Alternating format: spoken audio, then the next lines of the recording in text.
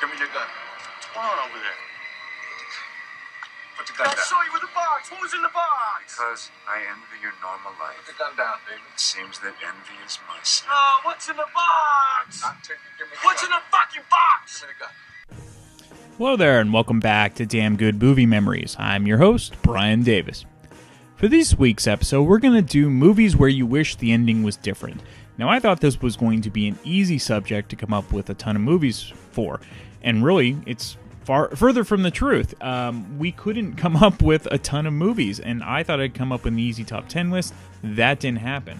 So we could have retitled this Spoiler Alert, because that's kind of what this is. We're going to tell you what the endings are and then how you would potentially change them.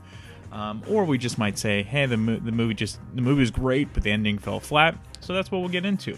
Okay, for this week I have a top 5 list, because I thought it was going to be easy to come up with a list of 10, but really all I could come up with was 5, or at least 5 strong ones, for movies where I wish the ending was different. So for number 5, I have Rockstar from 2001. So I remember being interested in this movie when it first came out. It starred Mark Wahlberg and a bunch of my favorite musicians from 80s hair bands, like Zakk Wylde, who was in Ozzy Osbourne's band, of course, Jeff Pilson, who was in Dokken, Jason Bonham, who was the son of legendary Led Zeppelin drummer John Bonham, Blas Elias, who was the drummer for Slaughter. So guys like this, that kind of sort of interested me. So the other interesting part was, during the development of this movie, it was supposed to be kind of based on the story of Rob Halford and Judas Priest. So the movie was going to be called Metal God, which is a direct reference to Rob Halford's nickname.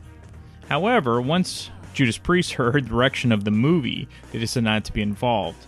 Partly because this is more of kind of it's a cheesy hair metal take on 80s hard rock instead of the more serious heavy metal that Judas Priest did. So anyway, the story goes that Rob Halford, when he left Judas Priest, he was replaced by Ripper Owens. Ripper Owens was part of a Judas Priest tribute band before actually joining Judas Priest, and so that's the premise behind Rockstar. So the movie is really fun and ridiculous, just like the 80s, and most of the movie's done in kind of tongue-in-cheek fashion, but it doesn't take itself too seriously. However, it's the ending, and that's what let's get into that. The ending to me is weak and cliche, as Mark Wahlberg decides that he doesn't have enough creative control in his band. The band he joined was called Steel Dragon, and so instead of just sticking out and making the paycheck, he decides to leave the band and much money to then become a solo artist, and ends up playing acoustic music in coffee houses in his hometown. So if that's not cliche, I don't know what it is. It's a weak ending. Can we have him go to a different band and maybe be popular, and to do to cut your hair and then act like you're some REM reject? Just doesn't do it for me. Number 4 on my list is Vision Quest from 1985. Vision Quest is a type of coming-of-age movie that the 80s were so great at. The film stars Matthew Modine as a high school wrestler who becomes infatuated with an older woman. That woman played by Linda Fiorentino. Modine's father, who's played by Ronnie Cox, takes in Fiorentino as a boarder, and this takes away from Modine's focus on his wrestling parties. She's very pretty, she's older, and he's just smitten with her. Fans of 16 Candles will enjoy that Jake Ryan, or the actor that played Jake Ryan, he plays Modine's buddy, and he has a pretty wicked mohawk in it. So not the great coiffed hair that he had in 16 Candles. But anyway, the movie is fun, and it's fun 80s nostalgia with a cool soundtrack that has Madonna in it. She's also in the movie in the club scene. Journey is in it. Dio, Sammy Hagar, Foreigner, Don Henley, and John Waite also round out the soundtrack. I could actually put this on the soundtrack. Anyway, for the ending, so the movie kind of builds up with Modine's character, one of the best wrestlers in his district, and he's going to face off against hated rival, and it kind of builds up to that. But the problem is, Fiorentino decides to move on and move away before this big match of his, so you figure she's going to go away. However, she watches the match, and he ends up winning, but the movie just ends. And so you don't, I would have liked to have seen something like Modine and Fiorentino end up, driving away. Maybe he goes with her to the West Coast and goes to college out there or something like that. Anyway, it just like he wins and nothing else happens. So I always thought it could have been a little stronger of an ending. Still a great movie. Number 3 is A Place in the Sun from 1951. So this is a fabulous drama starring Elizabeth Taylor, Montgomery Clift, and Shelley Winters. And this is really probably Clift's best known role, and it really actually made Elizabeth Taylor star too from being a child actor. Taylor and Clift were very good friends until the end of his life. Clift had a tragic car accident where his face was disfigured and really kind of ruined his career. He fell deep into depression. He was also struggling with his sexuality. He was a closeted gay man. And Taylor wanted to marry him. I mean, she wanted to marry everyone, but she loved Montgomery Clift. But unfortunately, this movie is kind of like his life. It just doesn't go as planned. So anyway, the plot is your typical love triangle gone bad, really bad. So Clift plays an underprivileged young man working for his rich uncle in his factory. And so while working at the factory, he starts a relationship with his coworker, and that's played by Shelley Winters. That is against company policy. So Clift slowly starts to rise within the company and begins to network with successful people, and he meets Elizabeth Taylor. And he's immediately smitten with her, because who wouldn't be? However, he's still in a relationship with Winters. But then he decides to kind of get rid of her, and she is killed in a boat accident. So eventually they go to trial. He gets convicted and he's executed, or at least it's implied that he's executed. But you kind of hope, I mean, nothing against Shelley Winters, but I think everyone is kind of rooting for him to get away with it so he can be with Elizabeth Taylor, because it seemed like they were meant to be. So while I understand the movie had to go a certain way, that doesn't mean that I couldn't have been hopeful for a more happier ending. Number 2 is The Birds from 1963. Now, I apologize if you've already heard the Alfred Hitchcock episode, so I'm going to repeat myself, but the story's so good, and it really matches the theme of this episode. So anyway, one of the potential endings for the film sort of goes like this. So if you've seen The Birds, you know that the movie kind of ends ominously with a ton of birds resting calmly as Rod Taylor and Tippi Hedren slowly drive away from their Bodega Bay house that was completely ravaged by the insane birds. So one of Hitchcock's ending ideas was to have Taylor and Hedren drive off thinking that everything was okay due to the birds flying away from the ravaged house. As they continue to drive, the Golden Gate Bridge comes into view, and as they get closer, their eyes feel a complete horror as the bridge is completely covered with birds waiting for them. Now, it's not that the ending that I knew for many years is bad. It is kind of cool and it's ominous and everything, but knowing what it could have been, the Golden Gate Bridge scene would have been far superior. Number 1 on my list for movies that I wish had different endings is Roman Holiday from 1953. Now, it's a wonderful romantic comedy starring the always beautiful Audrey Hepburn and the amazing Gregory Peck. Now, that's a great-looking couple. Hepburn actually won an Oscar for Best Actress as her role for Princess Anne. So the chemistry between Hepburn and Peck is fabulous, and the movie is really fun to watch. But if you haven't seen the movie, the plot is that Princess Anne is doing a tour of European cities, but becomes frustrated by the rigid schedule that's set for her.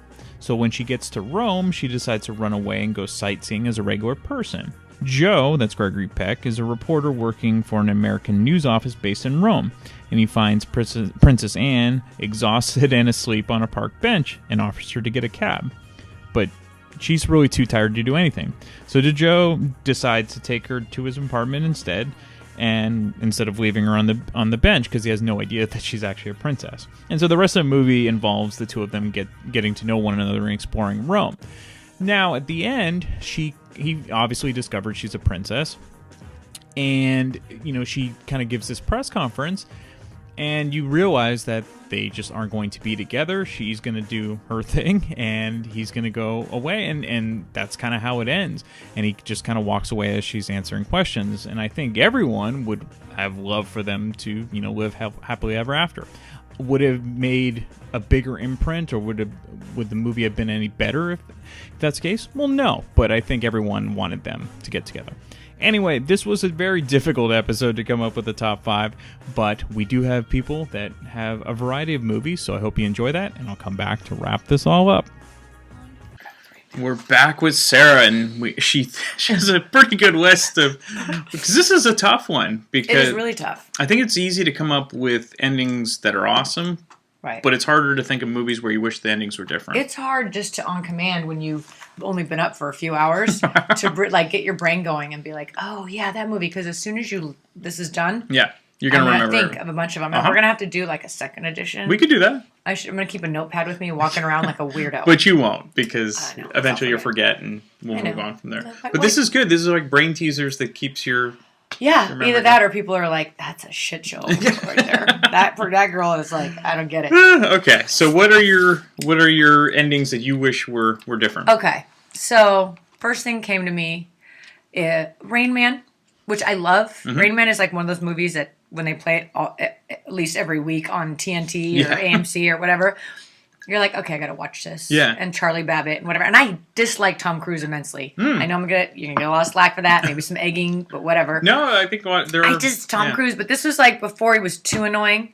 And this was the first movie where I think anybody, at least that I remember, had played somebody who was mentally challenged, but like an autism was not something that was really discussed a lot. This late 80s, early 90s. Mm-hmm. So I remember having this conversation with my dad, like what exactly Idiot Savant was and how it was like, it was kind of fascinating for me. Yeah. Still is. And so, it was to watch the progression of like that relationship and Tom Cruise being an ass, which he is an ass, but then you see a little bit of her. Anyway, yeah. I really... He's just very selfish. Right. Yeah. And just Dustin Hoffman was like, you can't even... It was awesome. But I wished he would have stayed with his brother. Yeah. I mean, I understand why, but now you think, oh, they could have... They know more about autism, whatever. Right. But it was like, that part I actually was sad when he had to leave. And I was sad for Tom Cruise's character because even though I hate Tom, but it was like that was all he had left in the world. And he was like, okay, bye. And even then he was like, he was there. He loved him for a second and then he had to go. But he would have just taken him down to the Church of Scientology and that would have been just bad for Dustin Hoffman. Yes. Yeah, but then maybe they would have just given some routine to him and he could have watched Wapner. That's true. My dad will still to this day gotta go to Kmart. Gotta watch Wapner. I'm all, Dad, stop. Yeah, you went to Cincinnati to get your box of shorts at Kmart. Oh my God, still. So, let's see. My other movies are probably not as heartfelt. I really think the Titanic should have ended different. I would have, people were watching. In real life or just the movie? Probably in real life would have been good, but since they would have to keep it true to the story. They probably would have never made the movie, though. I don't know. Yeah, I just wish there was some more lifeboats because that part bummed me out a lot. Well, actually, they could have not killed Leonardo. So here's the thing about they. You know what? Yes, they could have not killed him but then people were watching that. I remember watching that movie, and I have a fear of water and claustrophobia or whatever. Uh-huh. I saw that movie, was depressed for like 3 days. 1, because it really happened. Yeah. And 2, because it really happened. Yeah. And 3, because it was just sad. And we were stuck with Celine Dion for months. And here are these people that are like, I've seen it 17 times. You know what? You need to get a life. Yes. Clearly, or you need to get on antidepressants, because that movie bums me out. I'm like, I wished nobody died. And that's one that's way too long, too. Oh my God. So if we it's get like, to that subject, you cannot drink anything, you can't do anything. And then... my third choice on movies of alternate ending would probably have to be anything from Jennifer Aniston, that she doesn't die, really, because I think most of those films she should probably get in a car accident, do something, fall, drown, whatever. So she could have been on the Titanic. Did you ever see Office Space? I did. Okay. Office. Oh God, when she worked at TGI Fridays, yeah. And she loved kung fu. I love kung fu. You would have killed her then. I would have I would have, or had her go off with that gross, I'm going to need those TK before it's complete. Okay. Lumberg. Yeah, go be with him. Yeah. Because you're a weirdo. Yes. Yeah, so anything where those are amazing. Those are great. Sorry. On the spot, 4 hours sleep. Yep. Good list. Yep. He let you drive the Buick? Yeah, slow on the drive. Well, I'll have to let you drive sometime. Raymond! You never touch the steering wheel when I'm driving. Do you hear me? Yeah. Do you hear me? Of course, I don't have my underwear. What? I'm definitely not wearing my underwear. What are you talking about? I gave you a fresh pair of mine this No, morning. not my underwear. I told you to go in the bathroom and put them on. Where are they? Of course, they're in the pocket of my jacket. Where? Here. These are too tight. I don't want them back, Ray. These are not boxer shorts. Mine are boxer shorts. What's the difference? These are Hanes Underwear is 32. underwear, Ray. These are Hanes 32. My boxer shorts have my name and it says Rain. All right. When we pass the store, we'll pick you up a pair of boxer shorts. I get my boxer shorts at Kmart in Cincinnati, We're not going back to Cincinnati, Ray. So don't even start with that. 400 Oak Street. We're not going back to Cincinnati. You don't have to go to Cincinnati to pick up boxer shorts. That's Oak and Burnett in Cincinnati. What did I say, Ray? It's Kmart. You hear me. I know you hear me. My boxer shorts Don't have my fool me with this shit for a second. Yours are too tight. Ray, did you fucking hear what I said? Shut up! Cincinnati's a long way off. You're getting further away from Kmart. You don't have to go to Cincinnati to get a pair of underwear at Kmart. You have to go to Kmart, 400 Oak Street. But I tell you, Ray, we are not going to Cincinnati, and that's Get final. my boxer shorts at Kmart. Raymond, that is final. Did you hear It's me? going to be shortless.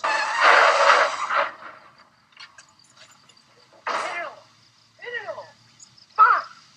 What difference does it make? What difference does it make where you buy underwear? What difference does it make? Underwear is underwear. It is underwear wherever you buy it. In Cincinnati or wherever. I like that suit. It's not a Kmart suit. I'll let you know a little secret, Ray. Yeah. Kmart sucks. Okay? All right, so we're here with Michael, who we thought this was going to be an easy interview to come up with endings where we were either disappointed or we thought they could be different in some way. Right. So, did you have to dig deep on this one? Or? I did. I had to really think about it. But that second part you said about movies ending, Yeah. not quite the way you wanted to, but not Sure. necessarily something that you would change. Right. That would actually get me to think a little bit more Okay. about it. And I think right off the top of my head, I can think of a few. Okay. Yeah, so. So let me know. What's your list? Right off the top of my off the top of my head, Yeah. in terms of movie endings that I felt like I was just really weird about, was the original version of Old Boy. I'd never seen the second one, other than the remake, but Okay. the Korean version of Old Boy. And obviously, everything here is a spoiler. I was going to name this episode "Spoiler Alert" because that's all it is. So explain the ending and then how you would have. Well, changed it. I mean, the ending was, the main character has to make a decision of whether he wants to forget about the past, Okay. which is absolutely horrific what the villain has done to him and his daughter, and he chooses to forget and continue with like this life of just really messed up. I don't know if you've seen the movie. I haven't. Okay, yeah. So, so I don't know if I would have changed the ending, to be honest, because it's so gritty and just disgusting and everything. But at the same time, it's like, how would you change that ending? Right. Like, have you thought about it? Like how if there was an alternate ending where you didn't change it, but there was something to think about, well, how would you have tweaked it? I mean, I guess I try to put myself in the character's position, but the character is so far gone because of what's happened to him. So, I mean, just a really quick synopsis of the movie, because I feel like I'm just talking. No, what I'm talking about. So, so the main character, he in the beginning of the movie, he's in a room. He doesn't know where he is at. And long story short, it basically turns out that there's this guy that wanted revenge on him and basically put him in a torturous situation. To basically give him a real mental thing, right? So in the film, he escapes and then finds this girl, falls in love with him, and then he finds out through remembering his past that that's actually his daughter. Oh, okay. So the end of the movie is, he's going up to the guy he's trying to get revenge on for doing this to him, and then but he hasn't discovered that this person that's been along with is his daughter, and then the guy plays a tape of them having sex, basically. Yeah, it's a really messed up movie. Of them having sex, and he basically loses it, right? And then at the very end, understandable. Yeah, and at the very end, he's got this Matrixy moment where this other character comes up and says, "I have this thing you can choose to forget, or you can choose to remember and try to atone or make up for whatever you're in your life, or you can choose to forget." And he chooses to forget. So I think you made the good choice, right? But I mean, to me, I'm as a viewer, I'm what kind of an ending would you want from that? I mean, it's so messed up, right? I mean, to me, honestly, I'm maybe it would have been better if he just blew both of their brains out. Right. I mean, at that point, right? Yeah. I mean, it's either that or like living blissfully. Have you looked into like how people have reacted? Like, have you talked to other people that have watched this movie? And it's a very interesting movie because a lot of people haven't seen it, Mm-hmm. but the people that have seen it are very one way or the other. Sure. It's kind of like The Audition. Mm-hmm. You know, it was one of those movies that's just like, whoa, what am I watching? Right. But as a film itself, I think it's really well done. Okay. I mean, obviously very taboo, very out there. Yeah. But I think it's artistically done very Okay. well. I mean, somewhere along the lines of, the foreign versions of Girl with the Dragon Tattoo. Yeah. How it's like so like, oh my god, this is so difficult to watch. But is. like you cannot deny that it's a film, like Sure. an artistic piece of work. That's Absolutely. what they did, you know? Yeah. So. Okay, so that's a good one. So what were the Yeah. other ones that you had done? Well, okay, so movies that the ending made me like, oh my god. Yeah. So, AI, the movie Okay. AI. Mhm. I watched it in theaters, and I thought it was amazing. Like this movie's awesome. You know, the kid was good. I mean, he's a good actor. Yeah. And then who was it? Jude Law was in that movie, and it was like really well done. Did Spielberg direct it? Yeah, yeah. Spielberg. Okay, yeah. Mhm. And like I was watching it, and I was just like, this is amazing. This movie's amazing. And then it's like the little, I don't know if you've seen it, but like It's been a long time. yeah, but the little boy goes through this like coming of age as a robot android kind of a story, right? Okay. And there's a part of the film where he's looking for I don't, is it the green fairy or the blue fairy or Yeah. so like the character that's like kind of his mother or something that he's trying to remember. Okay. And he's trying to find this person that means everything to him, and then he finds her at the like. Not the end, but towards the end. Sure. And he's like, I don't know, miles in the ocean, like underneath, you know, this is obviously in the future, everything is just like covered in the water. And he finds like this image, or I don't remember exactly what it is, but he finds her. And he's just there, and he's like kind of in awe. And to me, like, I thought the movie was going to end there. And I was just like, brilliant. Dude. I was just like, there's so much to be thought about in that moment. It was just like, he's a kid that's never going to die. Right. He's gonna be stuck in this ocean, and he like found this person. Like, what does he do at that point? It's just like, not even a person. It's just, you know, it's just like it was so crazy, and it blew my mind. And then the movie kept going.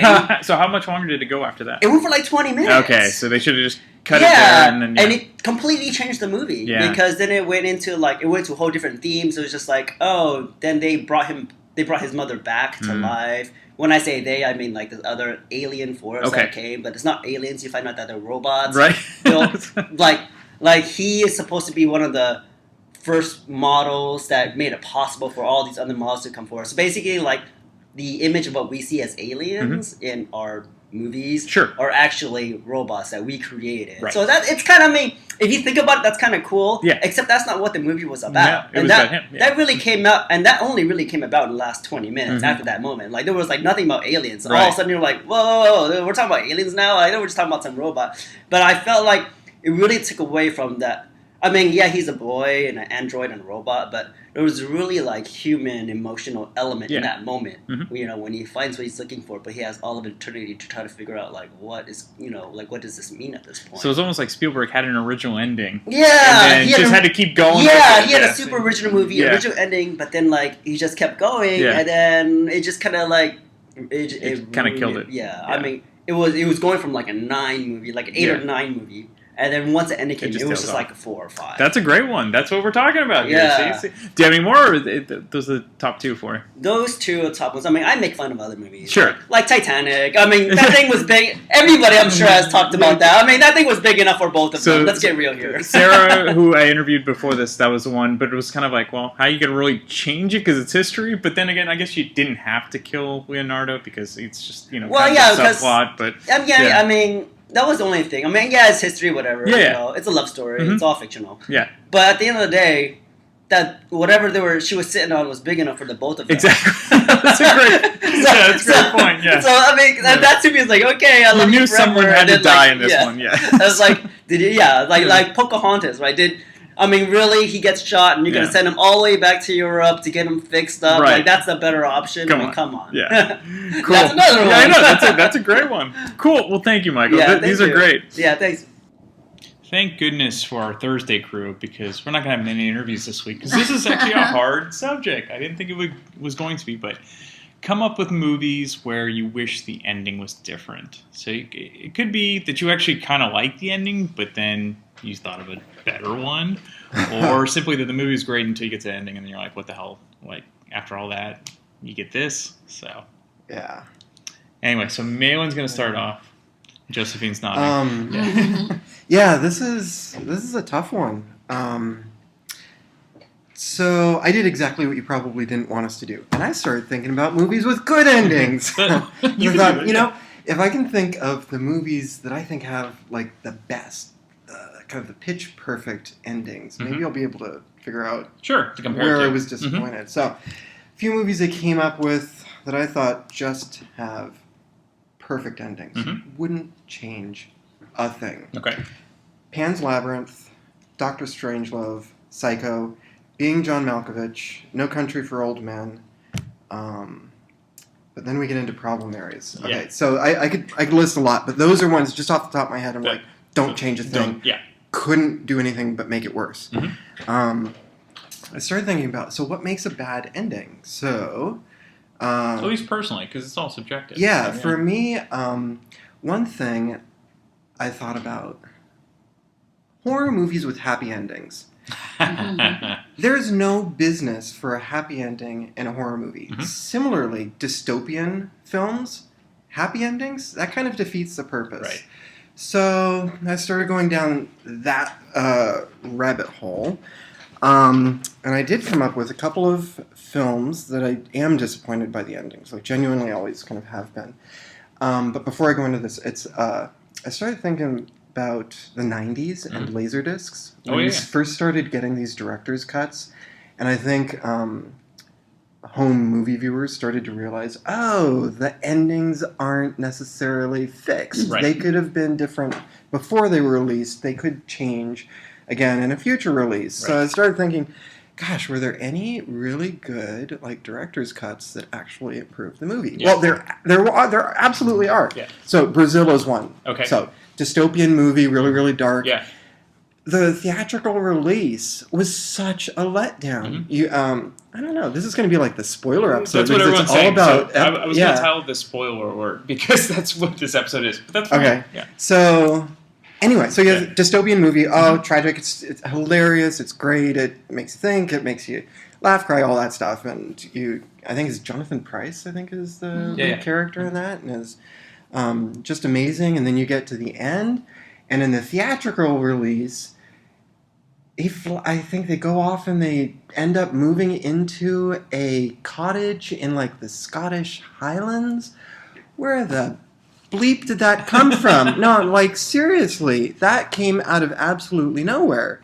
The movie's amazing, but it doesn't stick with you the same way that a movie that stays true to its central core in the ending would do. And so the director's cut, if you go back and look at that, it is much more honest to the message of the rest of the film. It doesn't end happily. If you haven't seen that ending, then check it out. It just makes so much more sense. And that ending, that's the ending that sticks, I think, with you. I'm just trying to imagine going into a movie theater in the middle of the day and you see this horrible dystopian thing. You have a happy ending, you walk out and you're like, oh, that's great, let's go get lunch. Right.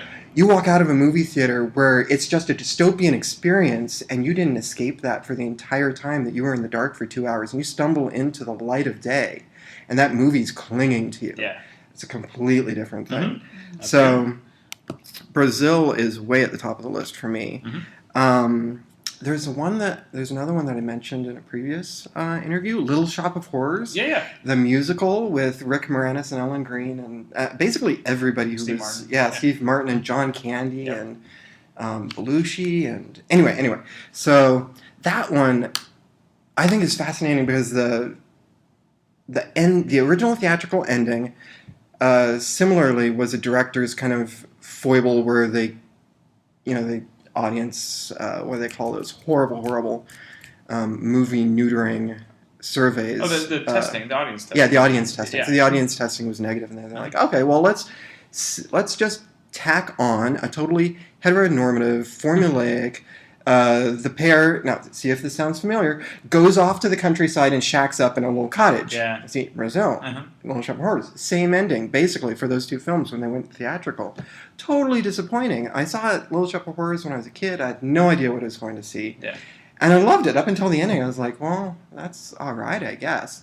Later I realized this, it's all with the theatrical version. The serial killer totally gets away with it, and he gets rewarded by this Better Homes and Gardens kind of cartoon pastiche colored heteronormative marriage out in the middle of nowhere. The original ending was true to the musical, but like amped it up to 11, where you have these giant, horrific plant monsters taking over the United States, and the special effects are outrageous even for that time, and are really worth checking out. But I didn't get to see that kind of whole consistent version of that film until a few years ago, and it's a completely different experience. It's not like going back and visiting a film that I liked when I was a kid and thinking, oh, that's kind of, it's all right, or it's disappointing. Now it's a completely different film. I have a respect for it on a completely different level. Well, it is interesting with the audience testing now. I mean, studios have so much money, so they want to make sure they get it right. And I think that's why this was so difficult, is because for the most part, they're not going to screw that up. They don't want to screw up the ending, and that's why they definitely preview these as much as possible. But then you end up with the same ending and that's, tacked onto a bunch of movies. Right. So I don't know how much sense that makes. I mean, I totally understand. I totally understand. So it'll. So I mean, if it works, then it works. But I think independent movies or lesser, or non-big budget movies have a tendency to potentially disappoint you more, because the director can do whatever they want. That's kind of like their view, and whether you like it or not, this is what you get. Yeah. So that was definitely interesting. So, but at least it won't be that kind of. It usually cliche. Won't be. Well, no, I'm just thinking cliches. Sure, they might get roped into that, but it won't necessarily happen that you have this tone that's going through like 3/4 of the film, and then sharp left turn just so we can wrap it up in a bow. Right. And make everybody happy before the credits roll. Right. So yeah. More independents, please. Indies, bring them. Another one, Throw Mama from the Train. Oh, yeah. Another psycho killer who gets rewarded with the Hollywood formula ending at the end. You end up with Danny DeVito, who spends most of the film trying to convince his best friend to kill someone, and who he himself has absolutely no qualms about killing a stranger. His mother, huge reservations. A stranger, absolutely, he'll follow that person to another state, stalk them, and the only reason he didn't do it was because, it's just he just got unlucky. But at the end of the movie, they're out on this beach. He's like in flippers going into I want to be on that beach. But I don't want to be a psychotic psycho killer to get there. Right. So that's a great. I totally that movie, just the ending doesn't make sense, and I love most of that movie because it's just kind of twisted and dark. Well, you love Goonies, and of course you love the mom. Absolutely, Anne Ramsey. Anne Ramsey, who did a few things, and all of them were amazing. Yeah, she should have done more. Yeah. So what else was I going to mention? I mentioned No Country. This is just a total aside. I'm going to mention No Country for Old Men. I listed it as one of my top favorite movie endings. Yeah. My husband hates that movie Really? Because of the ending. He loves the movie up until it begins to come full circle. Yeah. He didn't see that coming, and I'd heard that from a lot of people that it was abrupt. So, but you were right. I saw that in the theater and remember leaving, kind of like, whoa, what did I just see? Like, it totally jarred you, and it worked because that's what I think made that particular movie powerful. If they had tied it up, I would have been like, it was a good movie, but it's not a repeat viewer for me. But this one, it's intense. It's really intense, and I think that's why it did so well too. Okay, Josephine, now you. Well, to kind of piggyback off the No Country for Old Men, have you guys seen Nocturnal Animals? No. Have you guys heard of it? Heard of it, but I have not seen it. You might like this because it was almost like a high fashion No Country for Old Men a little bit for me. I mean, and I don't know, like maybe I'm just using an excuse to talk about this movie because it really stayed with you, and the ending is kind of open ended. But to me, it's kind of depressing too. It's kind of dark. It's about like human nature. It's about regret. It's about like all these other things, and it's one of those things where like afterwards you're like reading about it online. And I listened to this interview with Tom Ford talking about it, and yeah, but that's a movie where I wouldn't change the ending at all. Like, Okay. it was perfect. It kind of reinforced what he was trying to say in his script and the themes of the movie. But you might like it just because it's Cool. We want to be able to hear you. So, okay, let me see. So, I guess the first one that came to mind was I think, a TV movie called The Girl in the Cafe. Oh, never Have you heard of it? No. It's with Bill Nye. Do you guys know who he is? Yes, Oh, yes, absolutely. Yes, and Kelly MacDonald. Mhm. Yeah. And Oh, yeah. did you see it? No. Have you heard of it? You kind of Yeah. Yeah, where he's this civil servant and he has to go to, and he meets her, this, like young, pretty woman in this cafe, and they seem kind of like they wouldn't really fall in love or even like be friends, and they kind of end up kind of falling in love a little bit. He takes her with him to Reykjavik to this G8 summit, and it ends up being where like he has to like stand up for his principles, but he's kind of intimidated and is kind of like, cynical about the world, and she's really pushing him to kind of stand up for like what's right. And so spoiler alert, like it just seems like they're not going to be together. He's going to chicken out and just kind of like acquiesce to like his boss and everything. Like 3 minutes before the movie ends, all of a sudden he does the right thing and she's all happy. But to me, it just seemed very tacked on. Sure. Do you know what I mean? It just seemed like the ending kind of came out of nowhere. Like if there were signs that he had been thinking about it and he was going to do it, it just didn't seem organic at all. It just felt very like U-turn, like out of nowhere, and you don't really know why. Right. But I was thinking, okay, would I have appreciated it if it was a different ending where he was just like, you know what, this is the way the world works. Yeah. Would it have I don't stuck with you? See, that's so I'll give it away. So my number one movie was Roman Holiday. And so, because Audrey Hepburn doesn't end up with Gregory Peck, even though you kind of want them to, but I don't know. I don't know if the movie would have been that much more memorable if they had ended up together or not. I don't know. But you go through this whole movie expecting the princess to fall for this reporter, and then she did fall for him. But they just kind of go their own way, and it ends kind of ambiguously. But I don't know. Sometimes I wonder if that's just kind of. I kind of like that sometimes. Like, did you guys see Brief Encounter? No. Is it David Lean? No, it's not David Lean. It was Brief Encounter. I don't remember. But when was it? I saw the play based on it, and then I saw the movie. I barely remember it. It's Brief 1945. Celia Johnson and Trevor Howard. Okay, I won't talk about it. Oh, you know what? I have seen this. Yes. So basically, they don't they meet on a train or something like that? Yeah. And they don't end up together. Spoiler alert. But well, I think that part of it has to do with the 40s and the 50s. I think they could. I don't know. It was everyone's so repressed. Yeah, exactly. It's just after the war. Maybe people are more. These movies don't bother you like they do to people now. But yeah, that's a good point. Yeah. So there was that, and then this other movie that's on Netflix called Timer. Have you heard of that? No.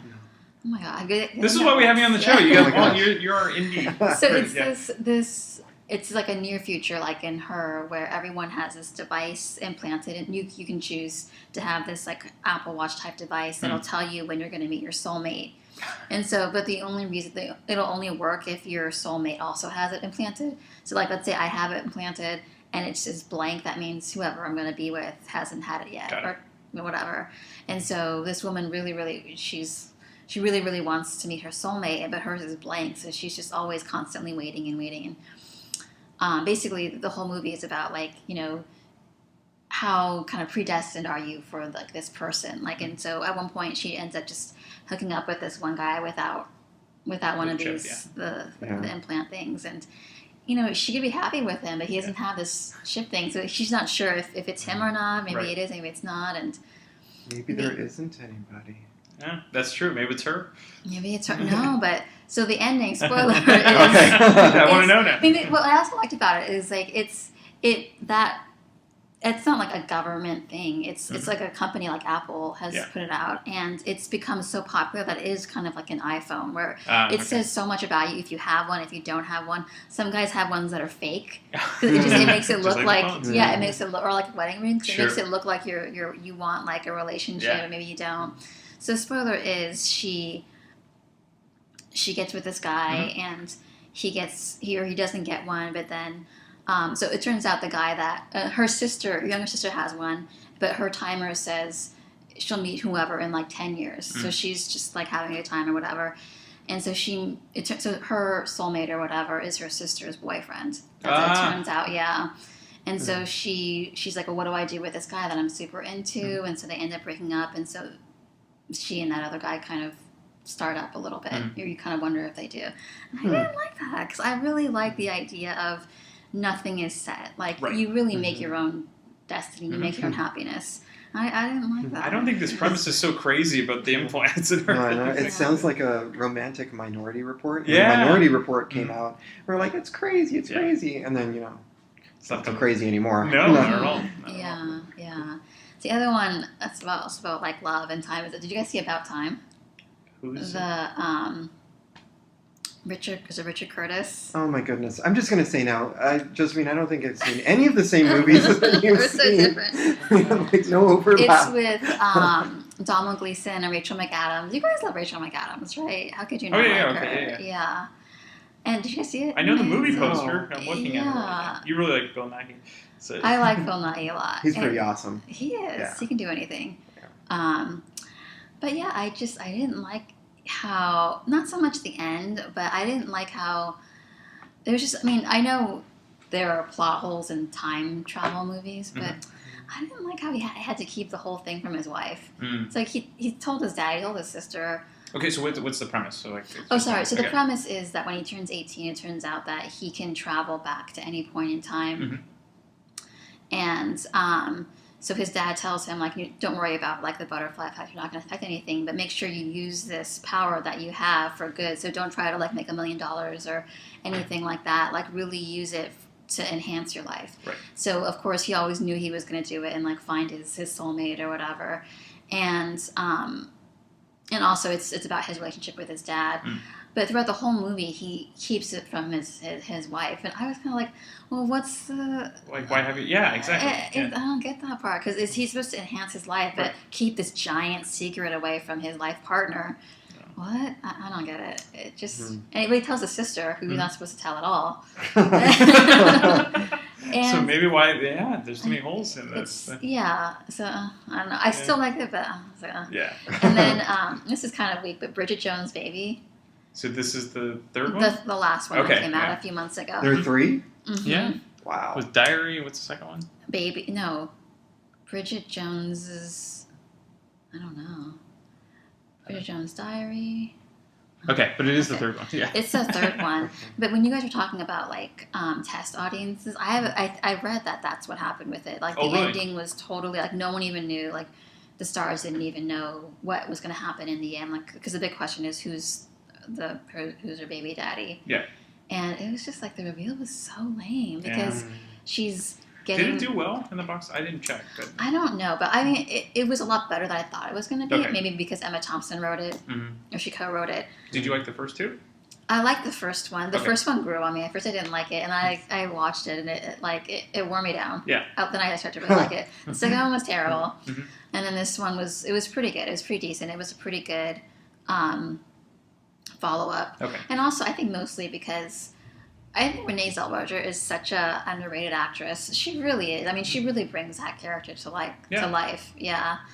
And but the ending is she has the baby, and then she's getting married, and then you have to see who's at the end of the who she's gonna marry, and whose baby it is, and then there's Patrick Dempsey with the baby, saying, you look beautiful, and you're like, oh, that's the baby daddy, but it turns out it's Colin Firth. And you're kind of like, so why would this guy come to your wedding when you're kind of cheating on him with this other guy? And do you know what I mean? I was like, is he that close to you guys? I don't know, like, it just didn't make sense. That is weird. It just didn't gel, even in like a romantic comedy where you're supposed to suspend disbelief. And then his last one is. You came up with a lot. This is good. Really? You both did, actually. So that was good. I mean, maybe these are just endings, right? I'm not. Is this okay? That's fine. No, of course. Okay. Yeah. So, Yeah. Go ahead. the other one would be, I mean, when you were talking about director's cuts, then I thought of this. Have you seen Cinema Paradiso? Yes. So, I think the movie, it's perfect. And then, did you see the director's cut? No. Do you want to have No, go for Is this one of those ones where the director's cut is actually worse? It's, to me, it's worse. I mean, I think it makes the movie like 3 hours, 3.5 hours long. And so remember the ending, it was pretty much, he went back to his town and he was sad, but he was kind of happy that, his best friend or whatever told him just to like leave the town, forge your own path, don't be tied down by the past. And so he comes back and everything's totally changed and he kind of just accepts it and blah, blah, blah. The director's cut is he goes back home. He finds out that the love of his life actually did want to meet him, but his best friend kept it from him because he wanted him to leave the town and like do better for himself. But he becomes obsessed with finding that note that told him where she was going to be. He like destroys this. Then he meets her and then they're together and then he's just like, oh my God, I never got over you. So it's like the opposite. Like he got reeled right back into the past and, became really fraught and emotional about it. And I was like, that's terrible. It's terrible. And then, of course, then he has to just accept what happened, which is, you can't change it. So I was like, oh, So there are times when, it's good that they cut out certain things because it wasn't going to work. You need an editor. Yeah, exactly. Yeah. I'm talking to you, Judd Apatow. Well, Those movies are way too long. No comedy should usually be over 90 minutes. I think. Yeah, that's like rule of thumb. Yeah, and his are 2.5, easy, Even though they have some kind of, like some drama mixed into it. Yeah, but not enough to... Actually, the drama is probably what kills one of those movies, but yeah. So are you thinking about, Knocked Up or something, or? Knocked Up was way too long. The 40-Year-Old Virgin, I think, was a little bit too long, even though I really liked it. Just all of his movies are well over 2 hours, but they're comedies, and usually they're kind of silly comedies. So would you say it's like bad editing or a little bit overindulgent? He admits though, he just doesn't care. He just puts it out there, and people still seem to like it. But yeah, there's really no reason for a Seth Rogen movie to be over 90 minutes. I don't know. And I like Seth Rogen. Right? Yeah. I think a lot of people. Yeah. What was that? It's 40. Well, it was kind of the offshoot. This is 40. This is 40. Yeah, it's the offshoot of Knocked Up, and there's too long. I was just thinking, cut down the movie if you need to, and just do some offshoots. He's already doing it anyway. Exactly. It might just be 2 for the price of 1. That could be 2. Speaking of, so the most famous, always the one I think of the most, where they changed the ending based on testing was Pretty in Pink. Right. Molly Ringwald was supposed to end up with Ducky. But people just didn't like it. They just didn't. I don't know why. Yeah. Why not? I'm one of those people that is okay with that ending because with Andrew McCarthy. Yeah, because it's not like he's a bad guy and he is trying. Yeah, no, but that's what they changed it to. The original ending was to have it that she ended up with Ducky. The test audience hated it. No. I think I'm okay with her ending up Andrew McCarthy because it's just because he's like rich and not really her like original type. It doesn't mean he's like a bad guy. Right. And sometimes this might be sacrilege, but sometimes guys like Ducky, they have this whole like nice guy mentality where it's like you're supposed to like me because I'm always here for you. When it's like she likes who she likes, and that's fine. Right. You don't have to end up. Well, you're gonna have to listen. I have ideas of how I thought it should end, but I won't give it away because this is the after voice. But I have 2 things. I'll tell you after when I stop recording. But great. Thank you guys as always.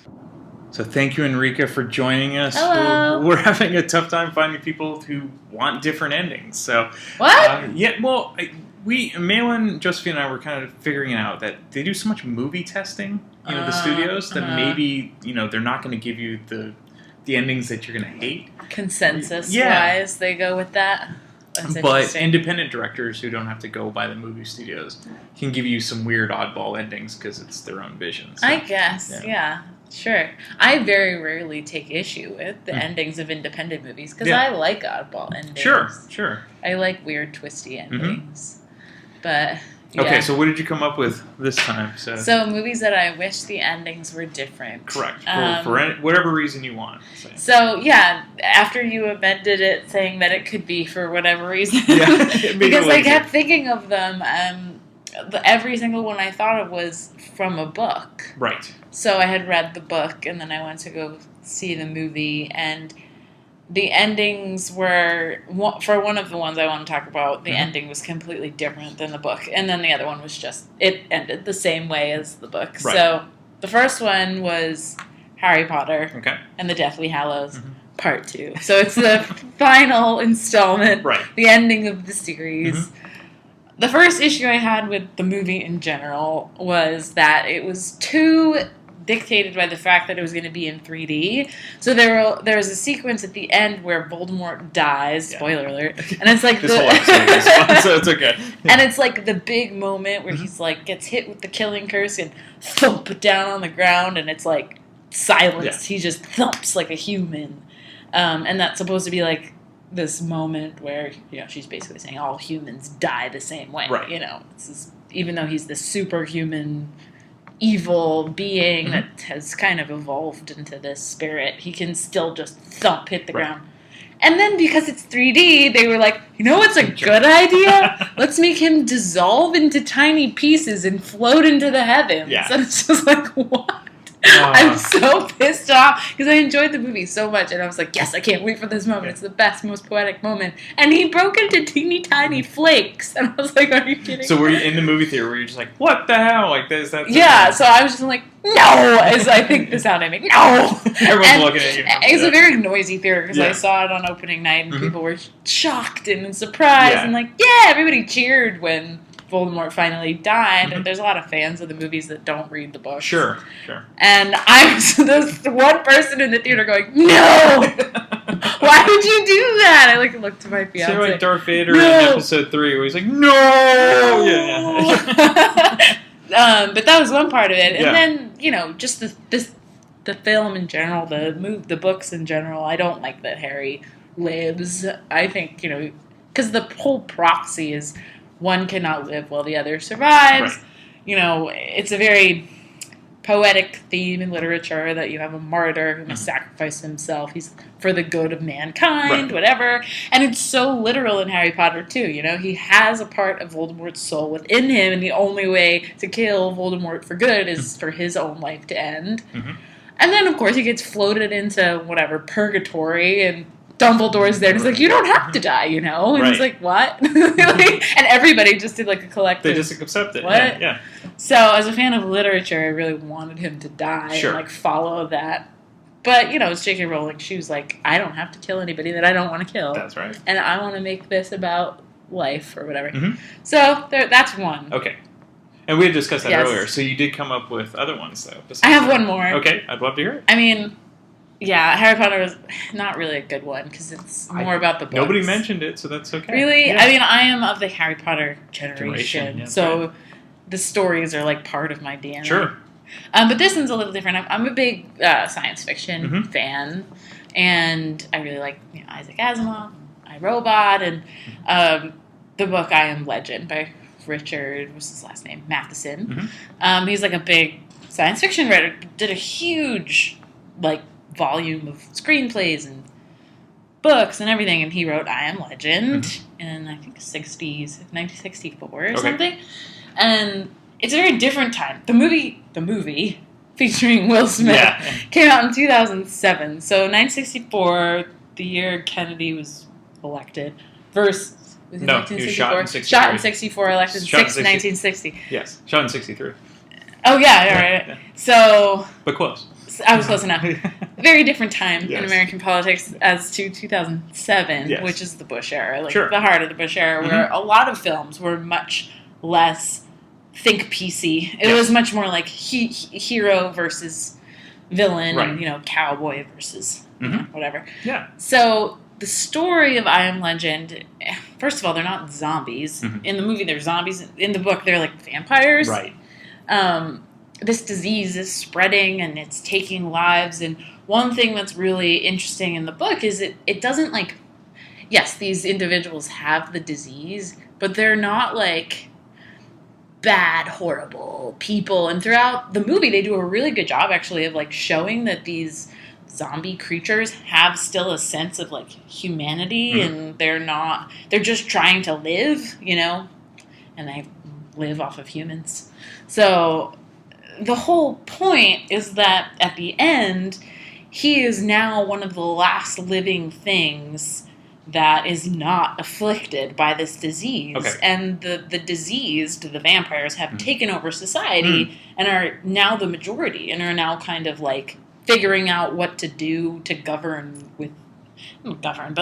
run society with this disease. And he's one of the last people, and he realizes that he thought he had the cure, he didn't have the cure, whatever. Nobody would distribute the cure because nobody cares. The old way of life is gone. This is the new way of life. And he realizes, I am legend. I am a legend now. I am the last living thing that is no longer diseased. And the only way for me, I can't survive if I want to be me anymore. I have to either adapt or die. And he chooses death. And that's the thing. He still chooses death in the movie. Right. But it's like, he's going to go out with a bang and throw a grenade into the zombies and then everybody dies. And it's like, no, he's in the book, he's imprisoned. Right. And somebody comes to him and is like, they're going to assassinate you because of the zombies that the vampires that you killed. You're not allowed to do that. Yeah. And he's like, okay, fine. Can't be a vampire hunter. Yeah. So I'm going to get executed. And she's like, but you can exit the world peacefully, and gives him a pill, and he takes the pill and dies on his own accord. As a legend, like the last living vampire killer or whatever. So the movie, I was it's like, this is how he died. Yeah. Like, this is not how he's supposed to die. Anticlimactic, Especially because they build up the narrative correctly. They build up the narrative that these zombies are like now the new humanity, and he's like a relic of humanity. He's a legend now. But then he's just like, fuck it. And he like throws the grenade and like dies. And it's like, okay, you just threw the poetic, like the last words of the book are I am legend, because he's realizing as he goes to die that he is like a relic of an old society. So you think it would have been better if he had said like I am legend and then never actually killed? So it's ambiguous. Would that have been better? Like, I think it would have been better if instead of being like, I'm going to just kill everybody on my way out. Because that's what the movie was. It's like, I'm going to die, but I'm going to die trying to kill every single zombie that I can. That message is very, very different than a moment where he's imprisoned and he's a prisoner of this new society, and he has to kind of come to terms with the fact that he is no longer... He's condemned, Yeah, well, he's just no longer what society is anymore. So he has to either adapt or be executed or, commit to his sins, which were killing lots and lots of people, diseased or otherwise. They were now dead. Yeah. And he had to answer to that as now you can't kill things, basically. So I think it would have been better if they took that approach. But that wasn't the time. That wasn't the context of movies weren't being made to make these poetic statements about society changing and having to adapt and having to confront, killing is never okay. It's never the answer. That was the message of the 60s or whatever. Yeah. And then it's 2007 and we've gone to war in the Middle East again. And, there's good people and there's bad people, and we must defend to the death the good people and the rights of humanity. And it's a little more complicated than that. Most science fiction is supposed to approach those big questions. Well, that's a hard part about, especially when books are written a long time ago, and then you're making a newer movie. So there was a book. Did you ever see the movie The Natural with Robert Redford? It's a baseball movie. No, I've never seen it. So it's a baseball movie. It's a baseball movie, but it's also kind of a fairy tale. Yeah. And so he becomes this older ball player that ends up becoming amazing. He's like the next Babe Ruth. The way the book was written was, this was back in kind of the Depression era. Maybe not the Depression era, but 40s, 50s. So it's a different era. And instead of being the grand hero who hits the game-winning home run at the end like he does in the movie, he strikes out on purpose. He goes with the gamblers. He goes with basically the people that are going to take over the team, and he goes with the bad people instead of becoming this iconic hero, which is what he became, basically a legend. And so, maybe back in the 40s and 50s when the novel was written, it was really, that made sense. It was kind of that depressing work of art. Yeah. But in the 80s, that movie would have tanked if it struck out or thrown the fight or thrown the game or something like that. So and people don't realize that the political climate dictates You know, Oh, absolutely. At the time, yeah. the preferences for entertainment or for anything. I think there's a study done that like more women have short hair during Democratic Really? periods of power, and Mhm. then that's what's featured in a lot of ads Mhm. and a lot of like beauty trends Mhm. is like shorter haircuts. And then if the Republican ones. Republicans win They again, grow it out. Yeah. it's all like long and Interesting. sexual and Mhm. interesting. Well, I know, like the movie MASH was supposed to be about the Vietnam War. That's what the book was about, and it was during the Vietnam War, so they made it Korea, Yeah. just to kind of acquiesce. But And even Korea was only 3 years. And then Yeah. the series was 12 seasons. oh yeah, it was longer than the actual war. That's a good point. I don't know how they justified, but I was a huge MASH fan. Oh, yeah. I watched all of them. Yeah, it was a great. I love MASH. Have you seen the movie? The original? I never saw. Well, no, I saw the first like few scenes of the movie. You got to see it. And then I was just like, I actually just want to watch the show The because show. the only character that's in the movies that's also in the show is Radar. The only actor is Right. Radar Riley. The characters are still the same. The characters are the same, but you know you can't have the same. Alan Alda, you know. just Well, what's interesting, did you amazing. know that the theme song actually had a Suicide name? is Painless. Because in the TV show, you just hear the theme, but you don't, and you think, God, this is really depressing song. And then you realize what it's about. The actual, I won't give it away, but you should see the movie. lyrics? Yeah, it's actually hilarious. I know the lyrics Yeah. to Suicide is Painless. But what it's actually from, like why it's called that in the Oh, movie. I So don't watch know. the movie and you'll laugh. It makes more sense. Okay. It's actually it's a dark comedy, but it's funny. Yeah, I think MASH is just super dark and like the last episode where, you know, she kills the baby. Yeah. So they don't get killed. Oh my god, it's so moving. It was one of the most watched. It TV was shows until like Friends or something. Yeah, exactly. Well, yeah, Friends kind of killed everything. But yeah, but Yeah, time, that I was grew up watching MASH MASH. reruns. I Yeah, loved MASH. Yeah, and we have all of the seasons on DVD. That's and awesome. everything. Yeah, but those are my Those are my two great ones. and I just am very passionate about I Am Legend. We have a very special guest this time. Sawatry has agreed to be on the show again. It's been, God, almost 2 months, I think. So I'm happy to have you back on the show. Thank you. Glad to be here. Okay, so for this is actually a hard one. A lot of people have chickened out on this one because it's tough to think of movies where you actually want a different ending. But you have one, and you've done your research, so I'm dying to hear. So what is the movie?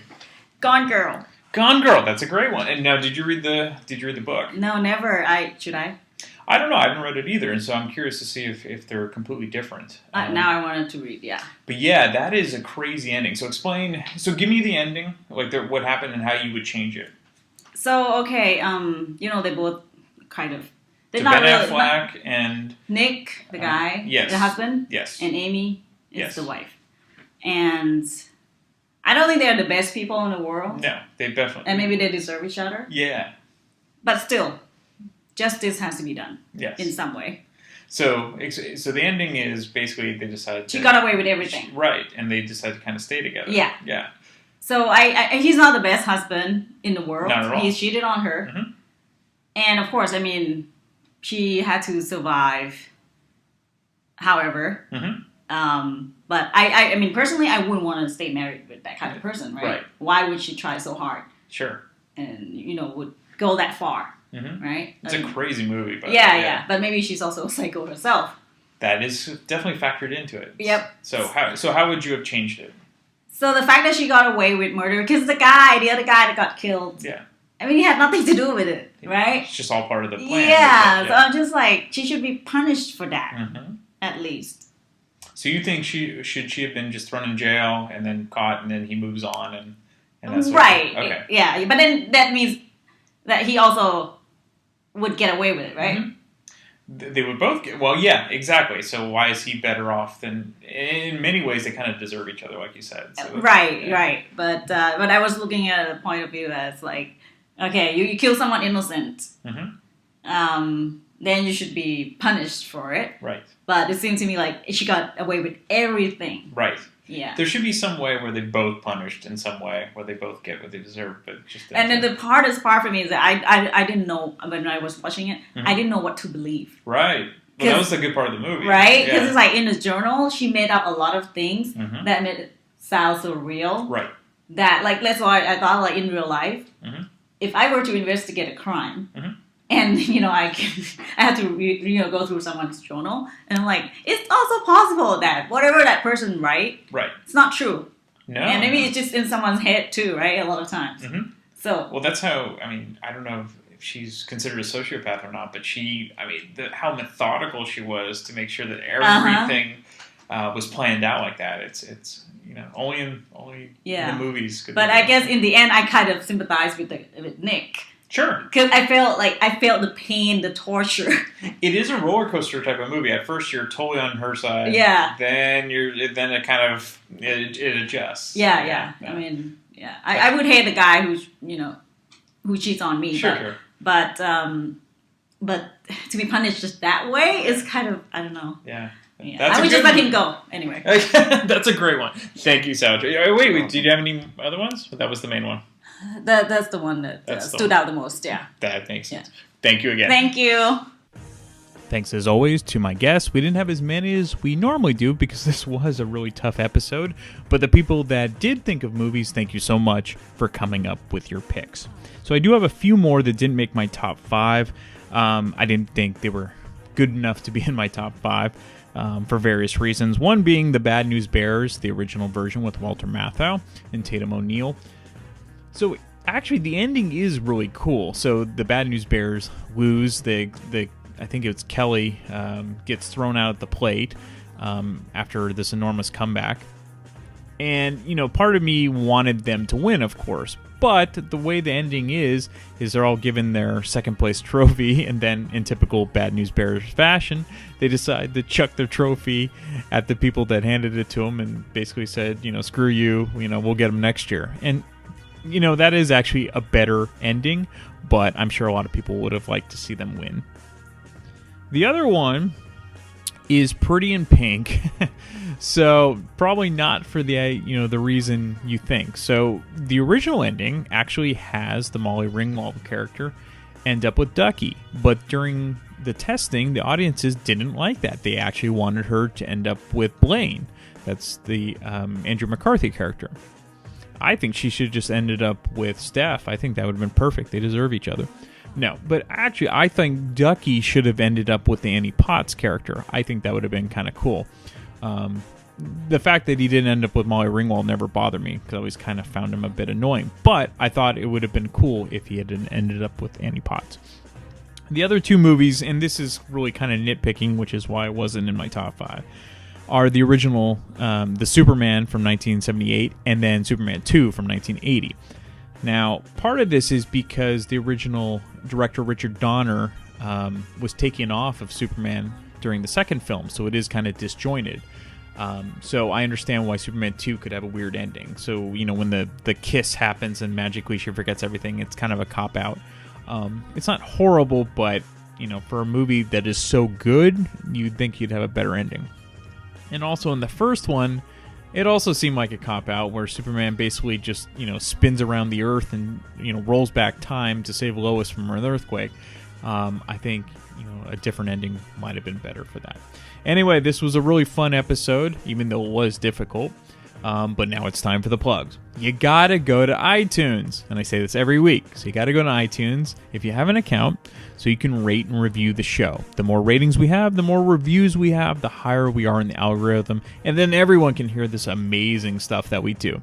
So please go to iTunes and rate and review. You can also go to Podbean at damngoodmoviememories.podbean.com. You can go to our YouTube page, and you can also go to our Facebook page. All right, until next week, this is Brian signing off. Kmart sucks.